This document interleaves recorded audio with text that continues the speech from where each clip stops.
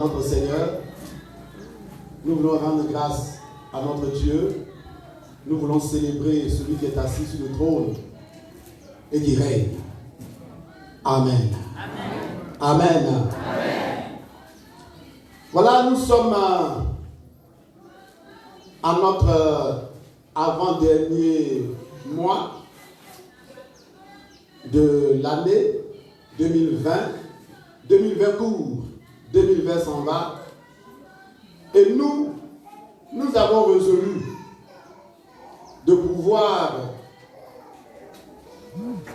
pour ce qui concerne le dernier trimestre, de pouvoir élever nos cœurs vers Dieu.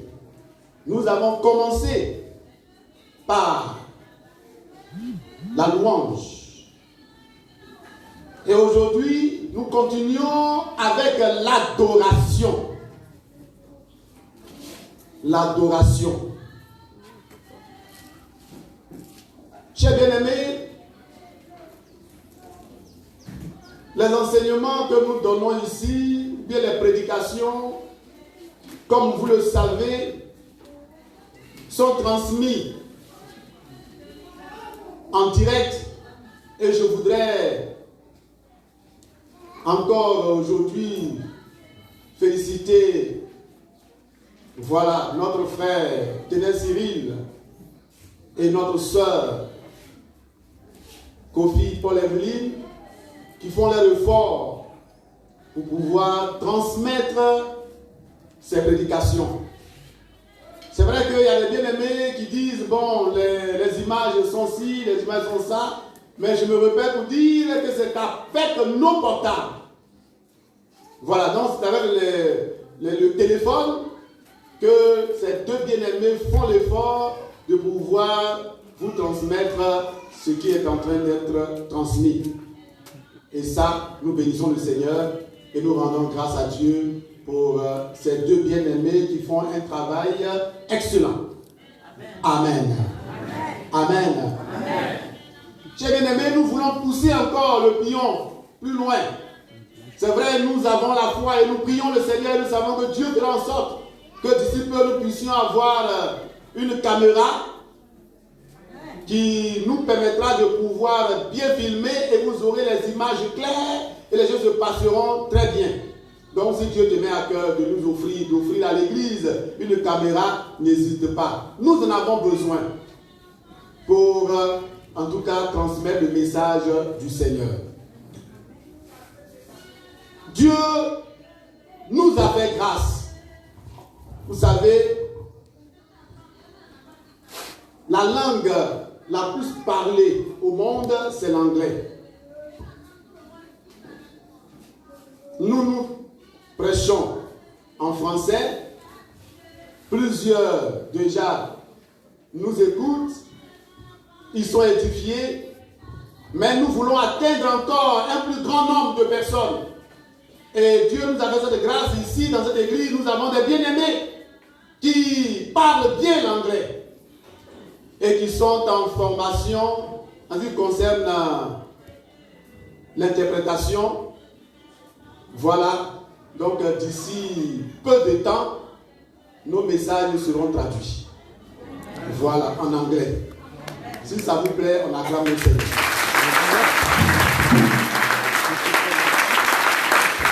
Alléluia.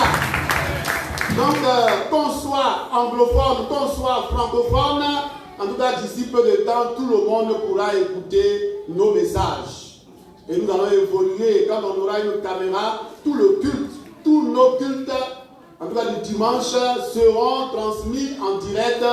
Et les gens pourront être dans leur maison et faire le culte avec nous. Donc, chers bien-aimés, toi qui nous suis, sache qu'il y a de très bonnes nouvelles pour tout le monde.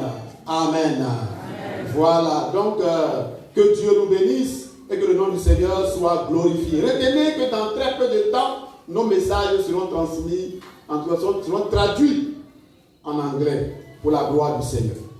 Mais pour aujourd'hui, nous continuons avec le français seul. L'adoration. L'adoration. L'adoration est un élément très important dans la vie de tout croyant.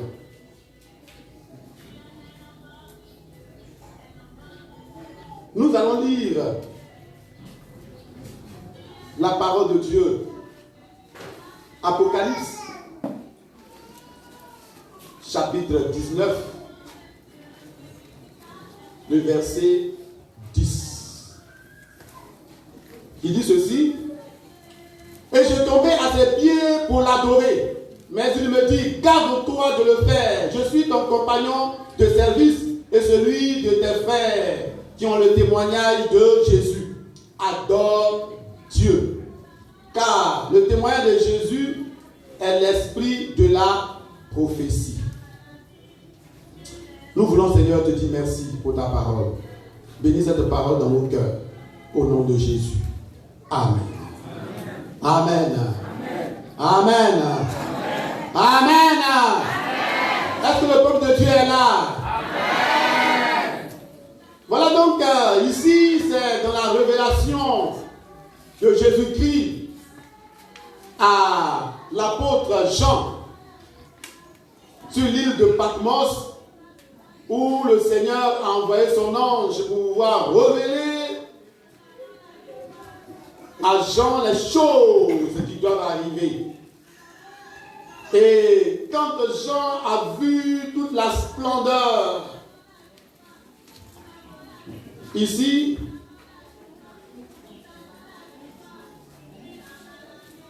l'ange qui était en train de lui transmettre le message, il s'est prosterné devant l'ange. Il dit: et je tombais à ses pieds pour l'adorer.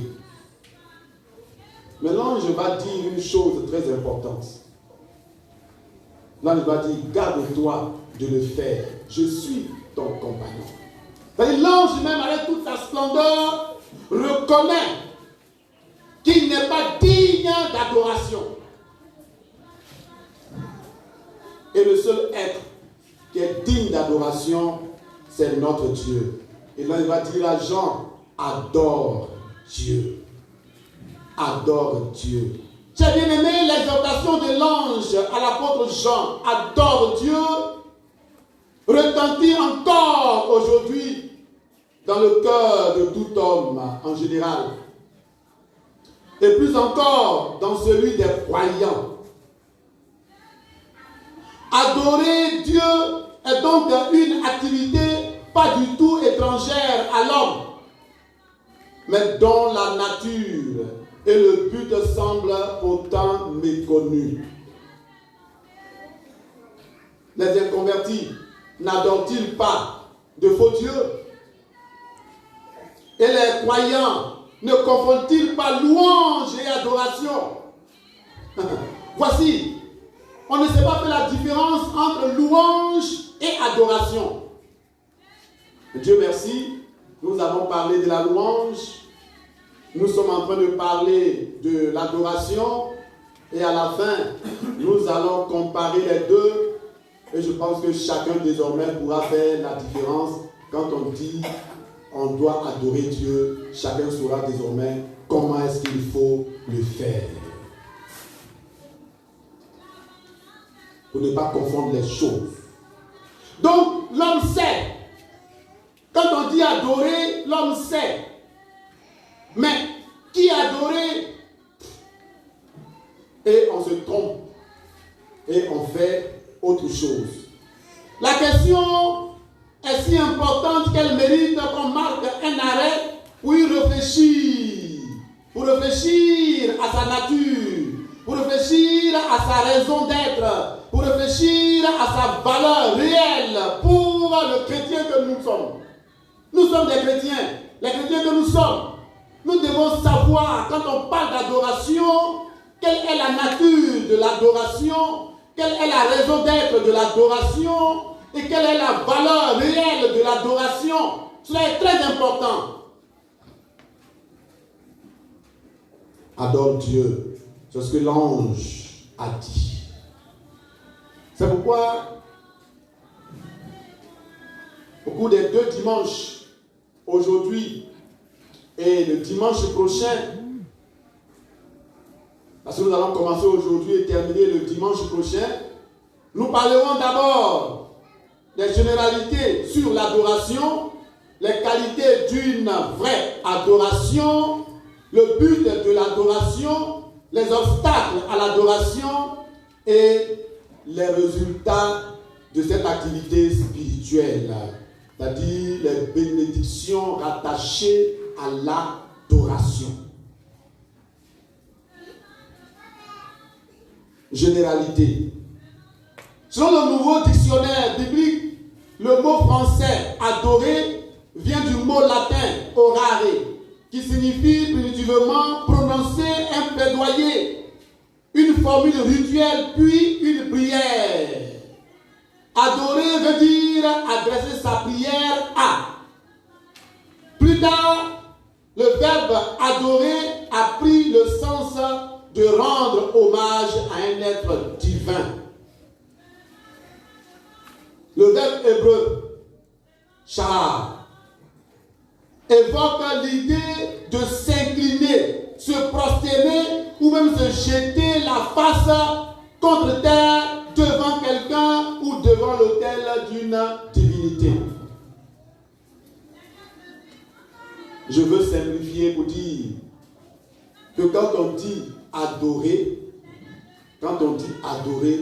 c'est se prosterner, se mettre à genoux ou bien se coucher.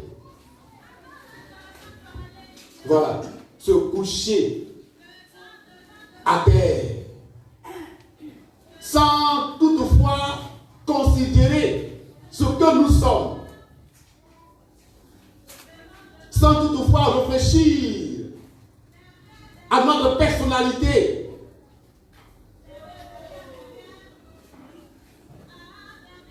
Amen.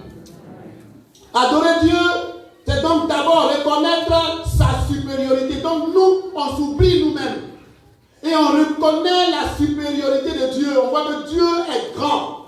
Donc nous avons un Dieu grand. Parce que tant qu'on ne reconnaîtra pas que celui que nous adorons est grand, et que nous-mêmes, nous allons nous regarder grand, nous n'allons jamais l'adorer. Il y a des chrétiens qui viennent à l'église et qui sont plus grands que Dieu. Ils sont remplis d'eux-mêmes. Il y a des chrétiens qui ne peuvent jamais accepter de se mettre à genoux, même dans la maison. Ils ne se mettent jamais à genoux, ils ne peuvent même pas se prosterner, se mettre à terre, la face contre terre.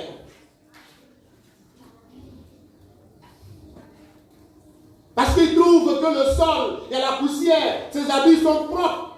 Mais quand on sait qu'on a affaire à un grand Dieu, à un Dieu incomparable, à un Dieu puissant, on ne se considère plus. On ne considère plus ses habits. On ne considère plus. Notre cerveau est libéré de nous. Et nous ne voyons que ce grand Dieu qui est au-dessus de toutes choses. Nous nous prosternons devant lui. Nous cachons notre face. Nous disons que nous ne sommes même pas dignes de le regarder. Nous ne sommes pas dignes de lever nos yeux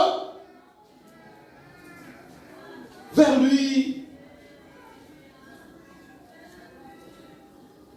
Nous baissons la tête devant lui. Parce qu'il est grand, il est puissant, il est saint. Donc on voit la supériorité du Seigneur. Oh, j'ai bien aimé, quand on vient et qu'on vient dans le Nouveau Testament de façon particulière, nous avons des mots comme proskuneo qui expriment la même idée que l'hébreu char, se prosterner face contre terre, baiser le sol, c'est-à-dire que tu te prosternes et puis tes lèvres là, ça est sur le sol. pour marquer que tu n'es rien en fait. Et que c'est Dieu qui est tout. Tu dis pas Amen. Amen.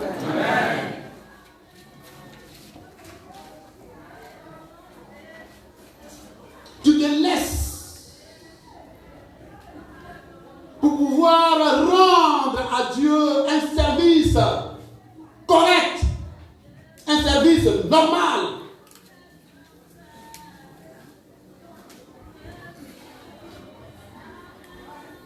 Chers bien-aimés,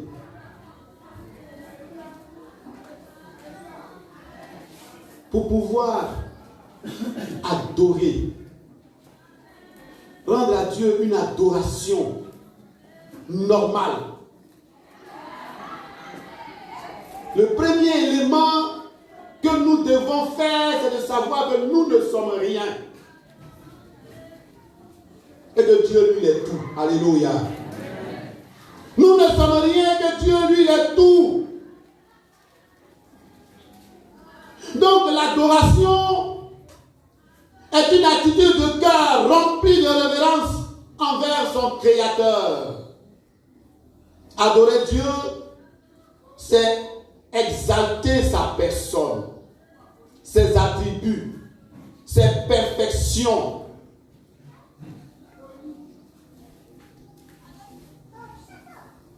Si tu vois que tu es un homme et que tu sais que les hommes sont des pécheurs et que de l'autre côté tu as en face de toi un Dieu saint, qu'est-ce que tu fais? Tu baisses la tête, tu te mets à terre parce que tu as en face de toi quelqu'un qui est saint et que toi tu es un pécheur. Tu viens avec humilité demander sa grâce, sa clémence, sa miséricorde. Tu ne te mets pas devant lui avec orgueil, avec fierté. Parce que lui, il est saint. Quand tu sais que tu as fait des choses et que tu as en face de toi un Dieu grand et puissant, capable de te détruire, tu viens avec un cœur tremblant. Aujourd'hui, parce que nous sommes des pentecôtistes, nous sommes devenus orgueilleux. On ne respecte plus Dieu, on ne respecte même plus la présence de Dieu. On est dans l'église. Et pendant qu'on est en train de prêcher, chanter, excusez-moi, on mange du chewing-gum, et puis on fait taper la parole.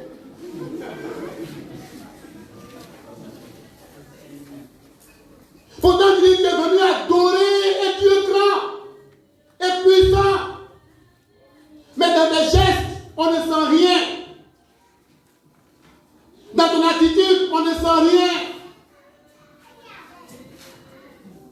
Ton cœur est rempli d'orgueil. Pendant qu'on est en train de faire, c'est vrai qu'il y a certains qui utilisent le portable parce qu'ils ont leur Bible, peut-être ils ont une Bible là-dedans, ok. Mais je voudrais encourager tout le monde à avoir la Bible. Voilà. Là, comme ça, quand on arrive à l'église, vous laissez les portables tranquilles. Parce qu'en voulant lire la Bible qui se trouve dans le portable, on peut aller ailleurs. On peut recevoir un message. Et on est distrait.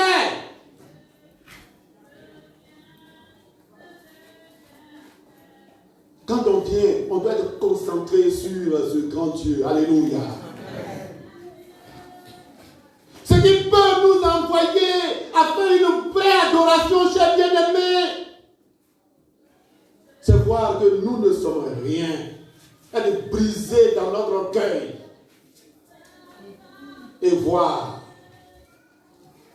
que notre Dieu est au-dessus de tout. Exalter sa personne, ses attributs et ses perfections.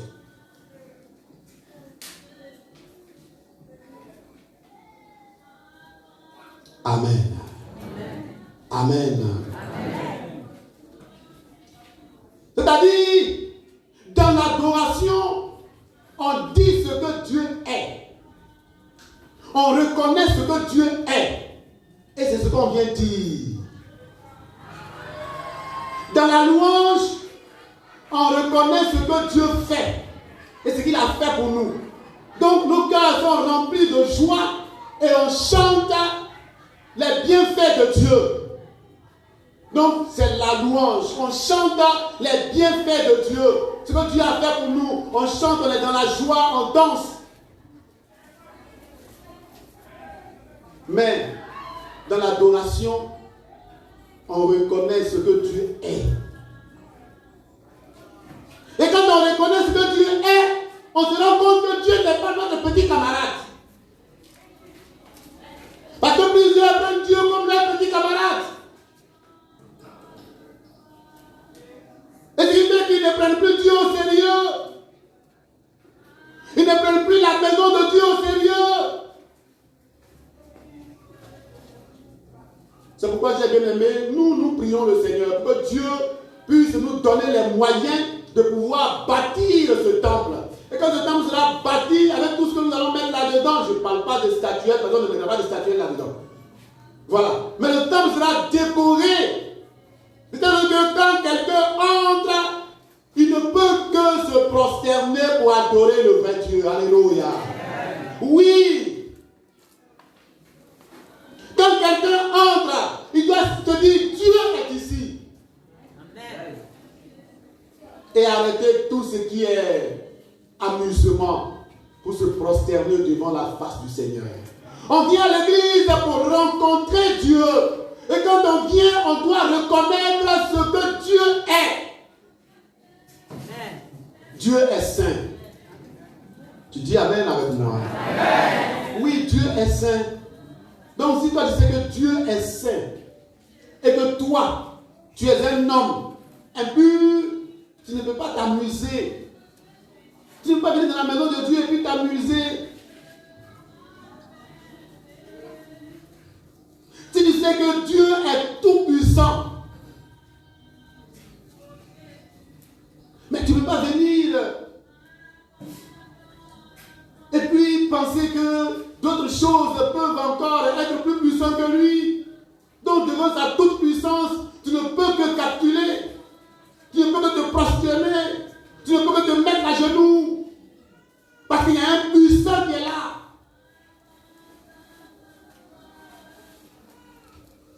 Dieu est amour. Et l'amour de Dieu fait de toi son fils. L'amour de Dieu te permet de t'approcher de lui avec respect et considération. Nous viendrons sur les attributs de Dieu pour que cela puisse permettre à chacun d'avoir une idée claire. Mais pour l'heure, nous continuons.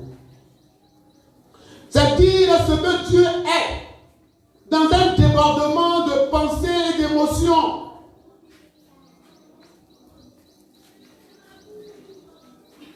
Adorer Dieu, c'est le déversement de l'âme qui exprime sa profonde révérence et sa crainte à Dieu avec l'idée d'un service pour Dieu.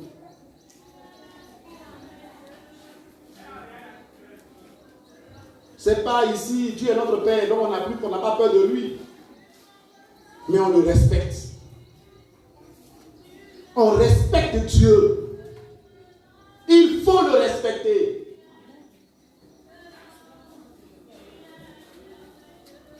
Amen. Amen. Amen. Amen. Et c'est ça, l'adoration. C'est ça, l'adoration. Reconnaître ce que Dieu est. Se prosterner devant lui. Et exprimer avec nos lèvres nos gestes et nos actions, sa supériorité. Amen. Quand on regarde dans les Écritures, je veux parler de l'adoration dans les Écritures, c'est-à-dire dans la Bible. La première mention du terme adorer apparaît dans Genèse 22, le verset 5. Abraham dit au serviteur qui l'avait accompagné, restez ici avec l'âne, moi et le jeune homme, nous irons jusque-là pour adorer.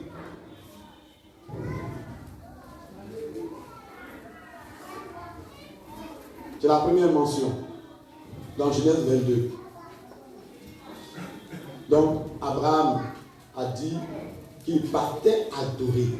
Et je sais que vous vous souvenez de cette histoire où Dieu a dit à Abraham de lui offrir son fils, son unique, celui qu'il aime tant, Isaac. Abraham a pris son fils, il est parti avec 2 de ses serviteurs. Arrivé au lieu que Dieu a indiqué, il a demandé aux serviteurs de rester, que lui s'en va adorer.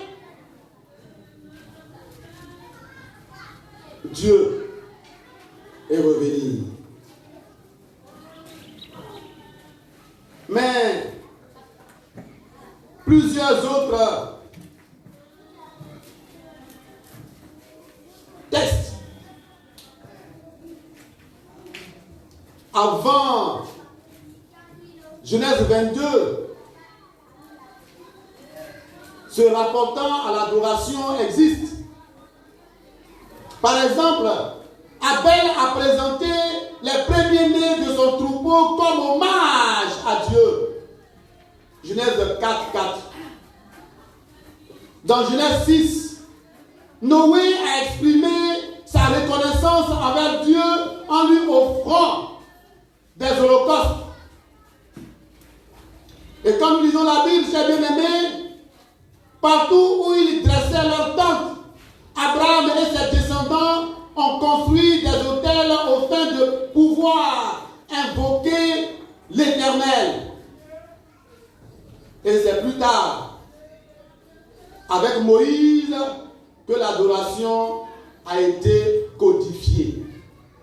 En transmettant à Israël les directives divines au sujet du lieu de l'adoration, des personnes qui avaient à se présenter et dans quelle attitude il fallait se mettre pour pouvoir aller adorer. Dans le Nouveau Testament, lorsque le mot adorer est employé seul, il se rapporte au culte du temple. Il y a Jean 4, 20, 12, 20, Acte 8, 27.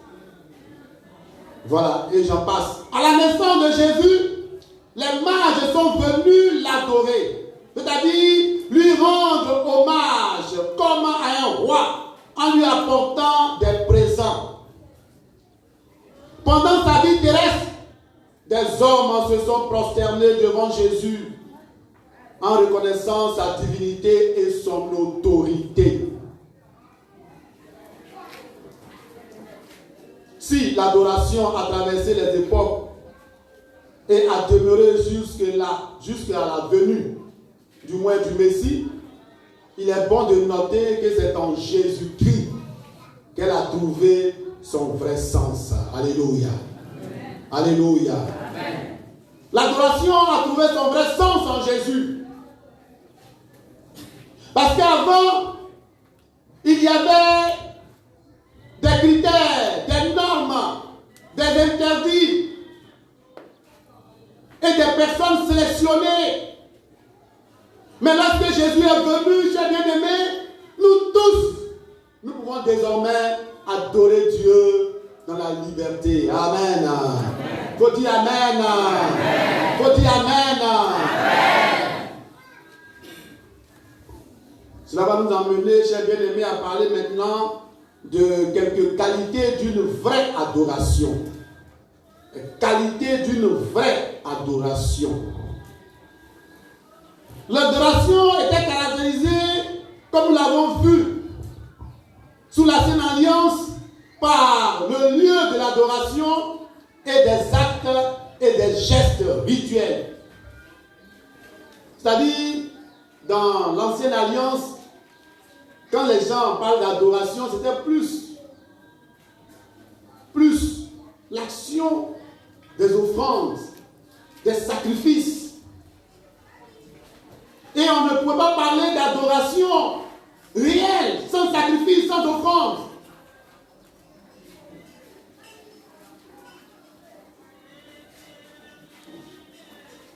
Le Seigneur Jésus, dans sa rencontre avec la Samaritaine, fait une déclaration capitale au sujet de l'adoration. Il dit désormais, les vrais adorateurs adoreront le Père en esprit et en vérité. Jean 4, 23. Telle est maintenant la norme que doit respecter tout adorateur.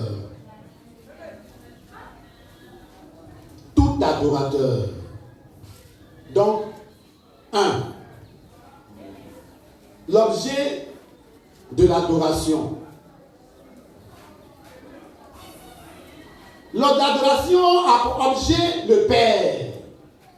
Le culte nouveau sera basé non sur les rites extérieurs, mais sur une relation nouvelle avec Dieu.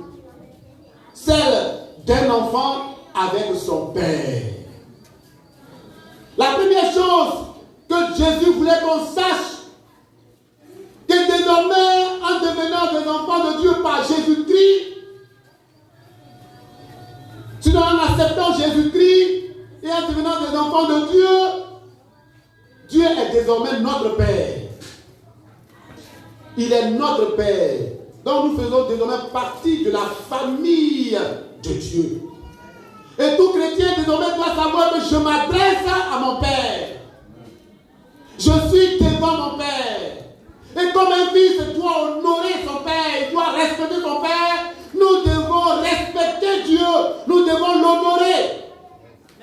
Ça veut dire honore ton Père et ta mère. N'est-ce pas? Honore ton Père et ta mère. Donc si Dieu est désormais ton Père, tu dois l'honorer. Dis Amen. Amen. Dis Amen. Amen. Tu dois honorer ton Père. Par Jésus, nous sommes adoptés dans la famille de Dieu. Et Dieu devient notre Père. Et nous ses enfants. Jean 1, 12. Jean 20, 17. Galates 4, 6. Nous pouvons nous approcher du trône de la grâce avec assurance. Parce que désormais, nous avons cette liberté de nous approcher de Dieu. Amen. Amen. Nous avons cette liberté de nous approcher du trône de la grâce afin d'obtenir grâce. Amen. Et cela est très important. Nous pouvons nous approcher du trône de la grâce avec assurance pour rendre hommage au Père, car Dieu seul mérite notre adoration. C'est ce que l'ange a dit à Jean. Garde-toi de le faire. Je suis ton compagnon et celui de tes frères. Adore Dieu. Adore Dieu. Amen. Amen. Amen. Rends hommage à Dieu. Prosterne-toi devant Dieu. Que toute ton adoration ait pour but, ait pour objet Dieu. Que tes pensées soient dirigées vers Dieu. Nous continuons. Donc après l'objet qui est le Père, Jésus indique dans sa conversation avec la Samaritaine que l'adoration doit être faite en esprit et en vérité. En esprit. L'Esprit de Dieu a pour mission de glorifier Jésus. Jean 16, 14. C'est lui qui inspire et conduit la véritable adoration à Dieu. C'est l'esprit qui conduit. C'est l'esprit qui dirige. Ce n'est plus une action de la chair, mais c'est un contact avec l'esprit. Parce que quand on regarde avec la chair, on ne peut pas. Mais quand l'esprit nous conduit, quand l'esprit nous remplit, quand l'esprit nous inonde, nous ne nous considérons plus, nous ne nous voyons plus, nous ne nous pensons plus que nous existons. Et nous pouvons facilement tomber la face contre terre pour dire Dieu, tu es grand, parce que le Saint-Esprit est en train de faire son action et nous conduit. Une adoration qui n'est pas conduite par le Saint-Esprit est l'œuvre de la chair et ne peut pas toucher le cœur de Dieu. En vérité, une adoration conduite par le Saint-Esprit, esprit de vérité, conforme à la parole qui est la vérité et qui élève Jésus, la vérité. Alléluia. Amen. Voici les trois choses. Donc le Saint-Esprit, esprit de vérité, la parole de Dieu qui est la vérité et Jésus, la vérité. Donc, notre adoration doit être faite en esprit et en vérité. Cette adoration poussée par le Saint-Esprit doit être basée sur Jésus-Christ pour que l'objet qui est Dieu soit atteint. Alléluia. Amen. Alléluia. Amen. Et cette adoration émane d'un vrai adorateur. Un vrai adorateur. Et qui est ce vrai adorateur? Selon Jean 4, 24, ce ne sont pas les adorateurs que Dieu recherche, mais les vrais. Parce que les adorateurs, il y en a. Mais Dieu a besoin de vrais adorateurs, lesquels remplissent les conditions nouvelles instaurées par le Seigneur Jésus. À ce titre, le vrai adorateur doit être né de l'Esprit. Jean 3, 3. Si un homme ne naît de nouveau, il ne peut voir le royaume de Dieu. Donc, être né de l'Esprit, il faut te convertir. Il faut te convertir. Il faut accepter Jésus-Christ.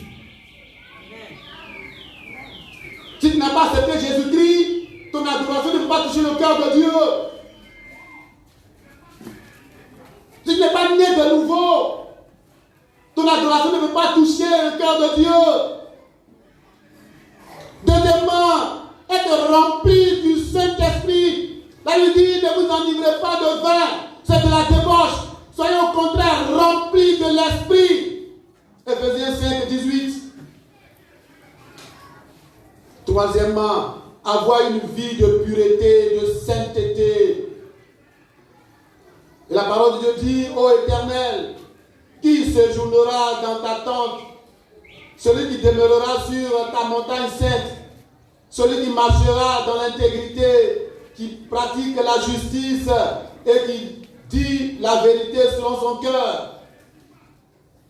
Quatrièmement, avoir une vie d'amour, d'humilité et d'obéissance à l'instar de Jésus.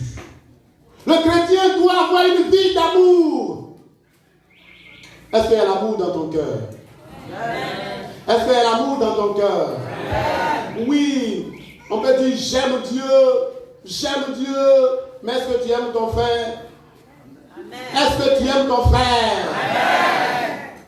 Si tu aimes ton frère, l'amour excuse tout, l'amour pardonne tout, l'amour ne regarde plus au mal, l'amour ne regarde plus au passé. L'amour a tout laissé tomber et l'amour croit. Mais il y a des chrétiens aujourd'hui qui se détruisent par leur passé. Et ce n'est pas une bonne chose. La rancœur ronge ton cœur. Et ce n'est pas une bonne chose. L'amour. L'amour. L'amour. L'humilité. Dieu orgueilleux, mais il fait grâce aux humbles. Sois humble. Sois humble. Tu es trop dur. Tu ne veux pas te laisser faire. Tu ne veux pas te laisser tordre par la parole de Dieu. Tu vois tout en mal. Tout est mauvais. Tu t'expliques tout. Tu raisonnes trop. Sois humble. Sois humble. Oui.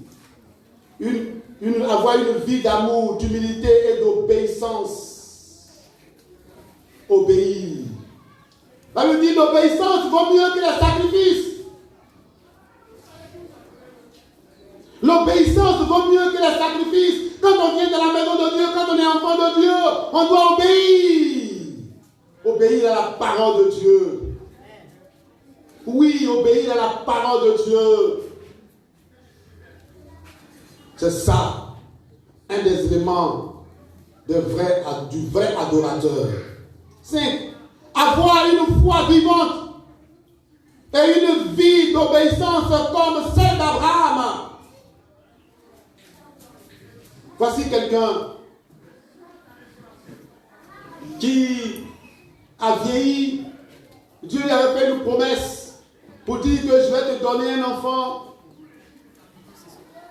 Et dans sa vieillesse, il a eu cet enfant avec sa femme vieille. Cet enfant grandit, faisait leur joie. Sa femme était heureuse parce qu'elle a vu que Dieu l'a exaucé. Donc c'était la joie à la maison.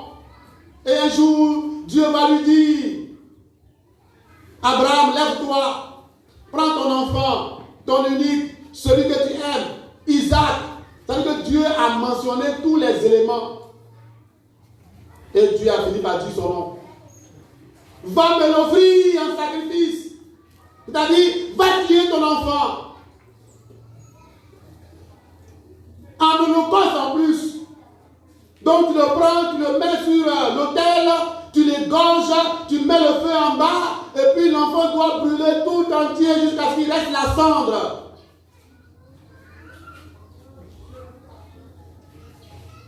La Bible dit, tôt le matin, Abraham s'est levé, il a pris l'enfant, et il a demandé à ses serviteurs, ils ont pris le bois, et puis ils ont pris la route. En chemin, l'enfant demande à son père, nous avons le bois, on a le feu, mais où est l'agneau pour le sacrifice? Abraham va répondre à son fils pour dire, Dieu se pourvoira lui-même. Dieu, moi j'étais stérile. Ma femme était stérile. Dieu nous a donné enfant. Et puis Dieu dit que lui, Dieu, il va devenir assassin. Donc cet enfant-là, on n'a qu'à aller lui donner cet enfant. Et comme nous, on sait que, moi je sais que Dieu ne mange pas l'homme. Donc Dieu lui-même là, c'est lui-même qui va venir. Et puis c'est lui-même qui va se pouvoir lui-même. Donc, ce n'est pas son problème. Quelle foi! Et Abraham va dire aux serviteurs, restez ici, je m'en vais adorer avec l'enfant et nous reviendrons. Alors que Dieu lui a dit, va tuer ton enfant. Va m'offrir ton enfant en sacrifice. Donc, en réalité, les deux partaient et Abraham allait revenir seul. Parce que l'enfant devait être offert en holocauste. Donc, il devait être consumé. Et c'est la cendre qu'Abraham allait prendre pour revenir. Mais Abraham dit, on s'en va adorer, l'enfant et moi, et nous allons revenir. Alléluia. Alléluia. C'est comme quelqu'un, Dieu lui dit, donne peut-être telle chose.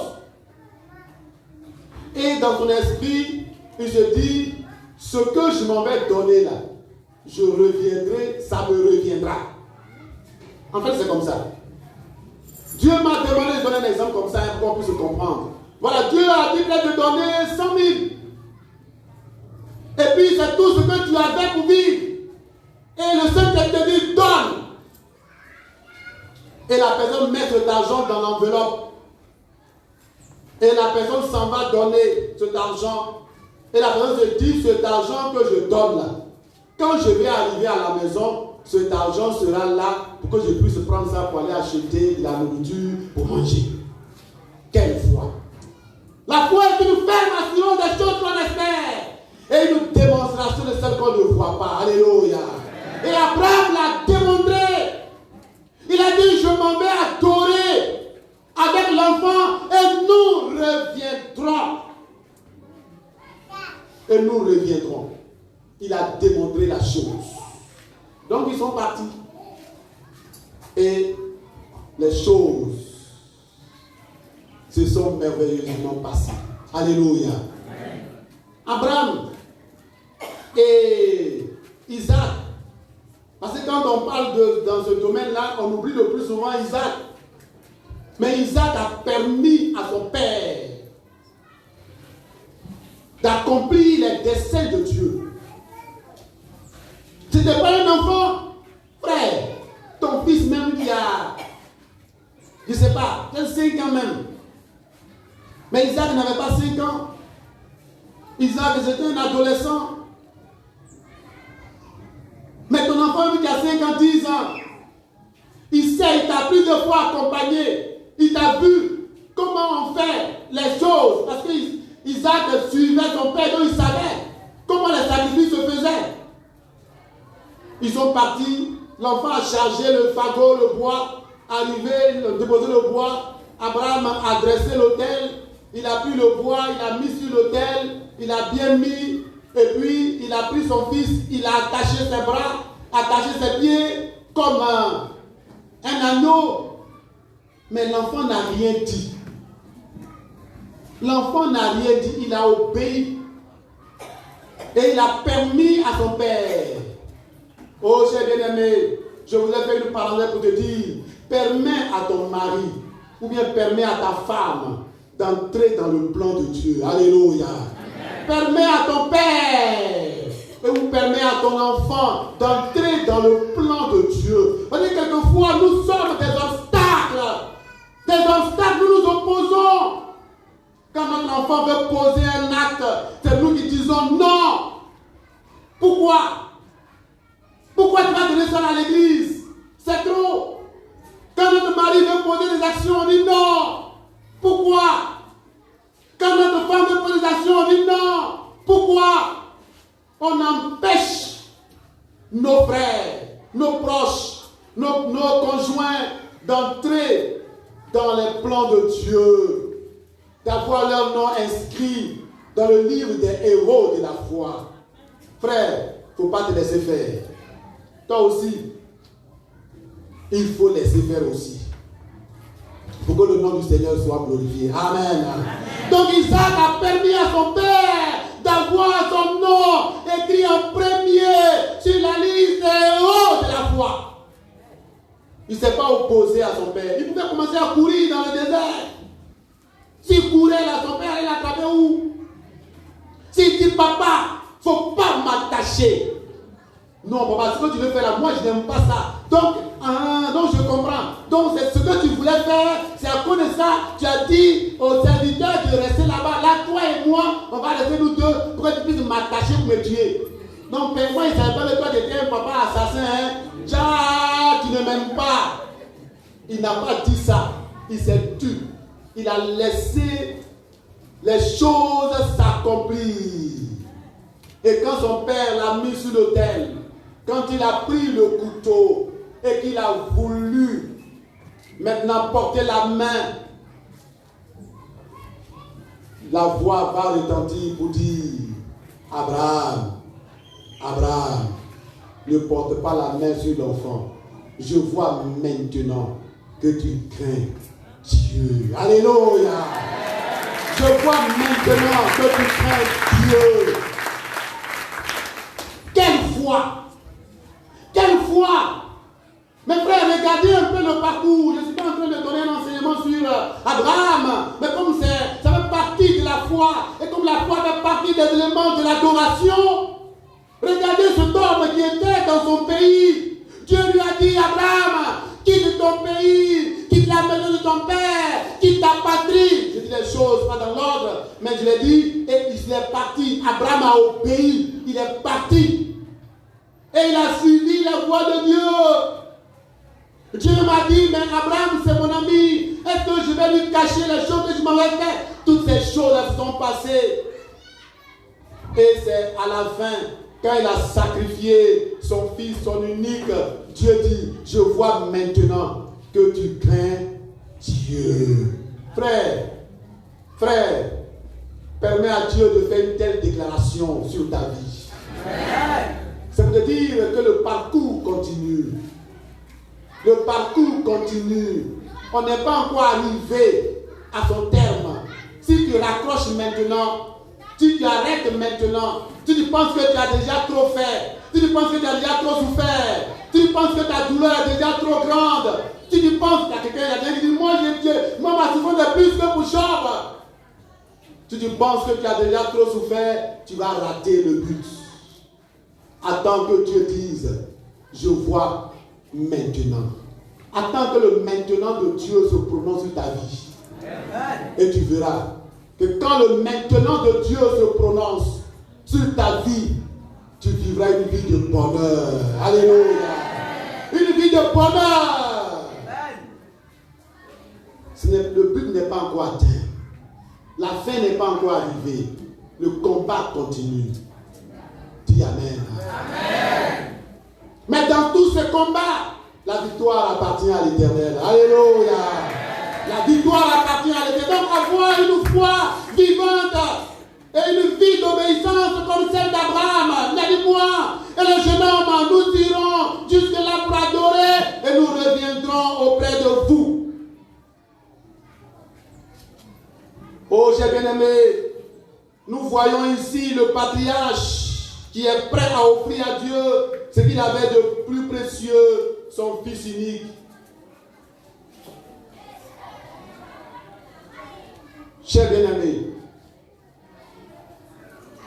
l'adoration s'exprime dans la prière. Elle s'exprime dans la prière. Et elle s'exprime aussi par beaucoup d'autres choses que nous verrons, si Dieu nous le permet, le dimanche prochain. Nous verrons cela le dimanche prochain. Mais ce que je voudrais que nous puissions pour aujourd'hui retenir, c'est que quand on parle d'adoration, c'est quelqu'un qui adore Dieu, c'est celui qui reconnaît qui Dieu est.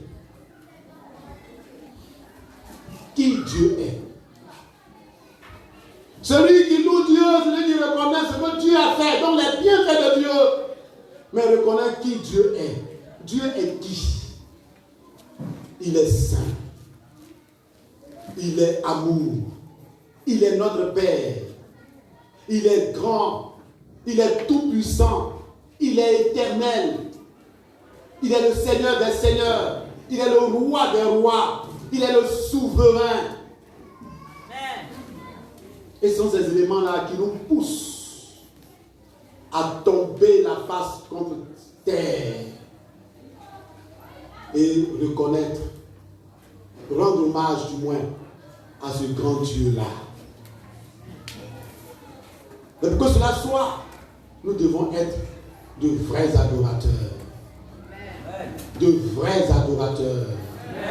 Des gens qui adorent Dieu en esprit et en vérité. Une adoration basée sur le Saint-Esprit, poussée par le Saint-Esprit. Parce que nous sommes inondés du Saint-Esprit. Inondés par le Saint-Esprit. Et notre adoration a pour fondement la vérité. Oui, le Saint-Esprit, vérité. La parole de Dieu, vérité. Jésus-Christ, vérité. Et cela nous amène à être bien connectés au Seigneur. Parce que nous aurons fait la rencontre personnelle avec Jésus-Christ. Les vrais adorateurs, c'est ceux qui ont accepté Jésus-Christ Alors ils sont devenus des enfants de Dieu. Et devenus des enfants de Dieu, ils rendent hommage à leur Père.